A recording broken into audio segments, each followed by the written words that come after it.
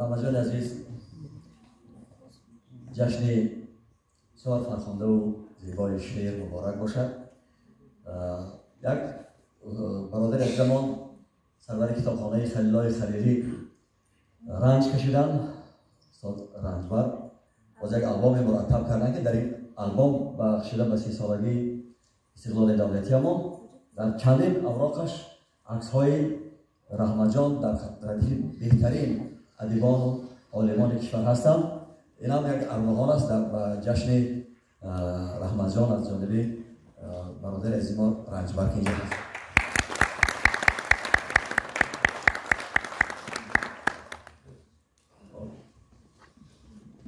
من اول با آن احترام و دوستی که با مجلس علی دارم میخوام یک شعر از رحمت جان عزیز در موضوع هایی که مجلس جان بیشتر توجه دارد خوانم. زنده باش ای گرگ،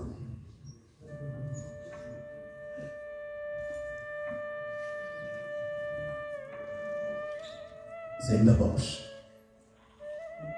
ای آخرین گرگ سبر، گرگ تنها، گرگ پیر بی‌فرار. باد رخشان چشم الماسی تو در شب تار شکاری درد.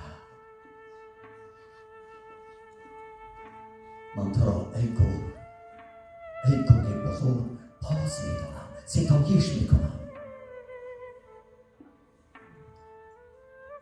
این زمان گویا تو را از باستان چون نیای خود نیایش می‌کنم.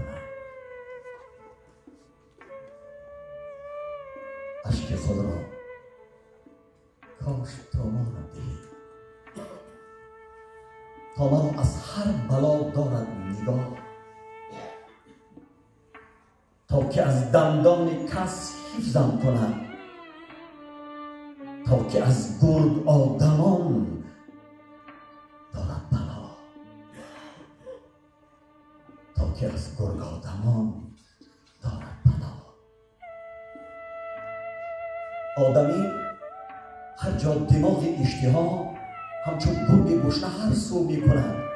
او کلاه برگین خویش نیست، همچون قربانی خود بو می کند.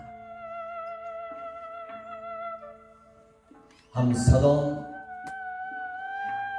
صدای گرگ شومی تند باد نوله دارد گرگ خشم توده. در هوای گرگ و میش روزگار می هراسد میش چشم توده.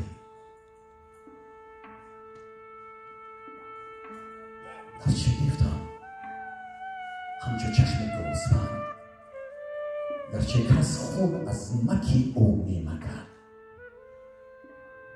لی صوتی پشته ها از پشتی تو گرگ سرگردان من سر می جکد. زوزه سوی مادر شب می کشید، گرگک کورک تو را او زاده بود. پس به شیر روشن پیستان مه، پس به شیر روشن پیستان مه چشمکان بسته بگشاده بود. امشب اکنون چشم دل وا کرده ای، سوی خود حس میکنی چشم کمان. سوی من هم یک شب برق افکند. الامان ای گرگ از گرگ آدمان، الامان ای گرگ